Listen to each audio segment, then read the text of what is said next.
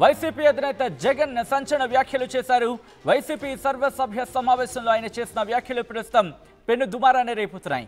Assembly సమావేశాలకు వెళ్లాలనుకుంటే వెళ్ళండి అంటూ కూడా ఎమ్మెల్యేలతో జగన్ చెప్పుకొచ్చారు. మీకు తోడుగా పెద్దిరెడ్డి రామచంద్రారెడ్డిని పంపిస్తా అంటారు మాజీ ముఖ్యమంత్రి జగన్. అవసరమైతే 11 మంది ఎమ్మెల్యేలను రాజీనామా చేద్దామంటూ సంచలన వ్యాఖ్యలు చేశారు. నేను ఎంపీగా పోటీ చేస్తా, ఎన్నికల్లో కేంద్ర బలగాలు రంగంలోకి దిగుతాయి, ప్రభుత్వంపై ప్రజల్లో వ్యతిరేకత ఉంది, మనం తప్పకుండా గెలుస్తామంటున్నారు వైసీపీ అధినేత మాజీ ముఖ్యమంత్రి జగన్. జగన్ ఎంపీగా పోటీ చేస్తే అవినాష్ రెడ్డి భవిష్యత్తు ఏంటి అనే అంశానికి సంబంధించి చర్చ జరుగుతోంది.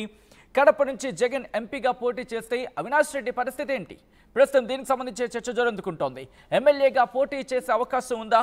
జగన్ కామెంట్స్ పై వైసీపీలో ఆసక్తికర చర్చ జరుగుతోంది. అసలు వైసీపీ అధినేత మాజీ ముఖ్యమంత్రి జగన్ వ్యూహం ఏంటి?